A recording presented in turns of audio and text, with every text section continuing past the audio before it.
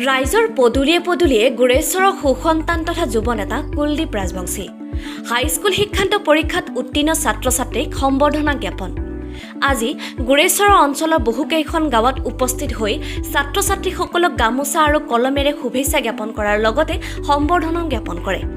আজিৰ এই সম্বৰ্ধনা কাৰ্যসূচীত গুৰেশ্বৰ অঞ্চলৰ বহুকেইগৰাকী যুৱকে কুলদীপ ৰাজবংশীৰ লগত সহযোগিতা আগবঢ়ায়। কুলদীপ ৰাজবংশীয়ে ছাত্ৰ ছাত্ৰীক উদ্দেশ্যি কয়, তোমালোকে আজিৰ ছাত্ৰ কালি হবা দেশৰ ভৱিষ্যত। লগতে আগন্তুক দিনত আৰু ভালদৰে পঢ়ি গুৰেশ্বৰ অঞ্চললৈ গৌৰৱ কঢ়িয়াই আনিবলৈ উৎসাহিত কৰে। তদুপৰি ছাত্ৰ ছাত্ৰীসকলে নিজৰ মত পোষণ কৰি কয়, ভৱিষ্যতে কোনোৱে যদি ডক্তৰ, কোনোজনে শিক্ষক, ইঞ্জিনিয়াৰ, নাৰ্ছ লগতে খেলুৱৈ হ'ব বুলি মত আগবঢ়ায়। পৰৱৰ্তী সময়ত ছাত্ৰ ছাত্ৰীসকলক সম্বৰ্ধনা জ্ঞাপন কৰাৰ লগতে আৰ্থিকভাৱেও সকাহ দিব বুলি সদৰি কৰে।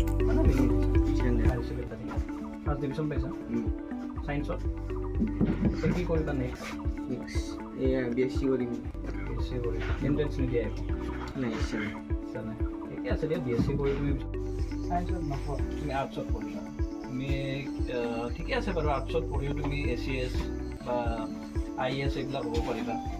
তো মই তোমাক শুভেচ্ছা দিলোঁ ভাল ৰিজাল্ট কৰাৰ বাবে, আৰু আশীৰ্বাদো দিলোঁ। আৰু নালাগে সেৱা কৰিব নালাগে খালি। আৰু এটা বস্তু মনত ৰাখিবা, হায়াৰ ছেকেণ্ডাৰী পৰীক্ষাত যাতে আমি আকৌ আহিব পাৰোঁ এনেকৈ। তোমাক আশীৰ্বাদ দিম। পাৰ্চেণ্টেজ কিমান আছে তোমাৰ?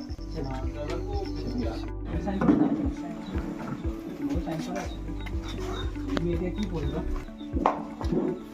মানে পঢ়া নাই, এণ্ট্ৰেঞ্চ নিদিয়া? এণ্ট্ৰেঞ্চ নিদিয়া দিম বুলি ভাবিছা? ট্ৰাই কৰা। যদি মেডিকেল ভাল পোৱা মেডিকেলৰ কাৰণে কৰা, ইঞ্জিনিয়াৰ যদি ভাল পোৱা ইঞ্জিনিয়াৰিঙৰ কাৰণে কৰা। আমাৰ এইটো অঞ্চলত জানাই ন, ডক্টৰ ইঞ্জিনিয়াৰ ইমান নাই। তোমালোকে হ'ব লাগিব এইটো, যিহেতু ইমান ভাল ৰিজাল্ট কৰিছে। এই ডাটাজন ছফ্টৱেৰ ইঞ্জিনিয়াৰ 72 বহুত ভাল পাইছে।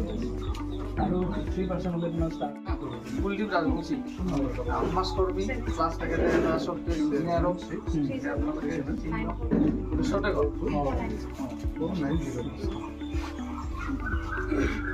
মোৰ ফালৰ পৰা আমি বিবেচনা কৰি হেৰি কৰোঁ।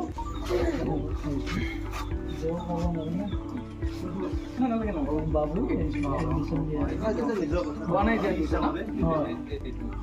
আৰু ভালকৈ লিখিবা, ভাল ৰিজাল্ট কৰিবা। মই ছায়েন্সৰে আছিলোঁ, ভৱিষ্যতলৈ আৰু ভাল কৰি যাবা। আৰু এইটো লিখিবা, আৰু কিবা যদি অসুবিধা হয় মোক জনাই দিবা। যদি কিবা অসুবিধা থাকে তুমি ক'লে হ'ল।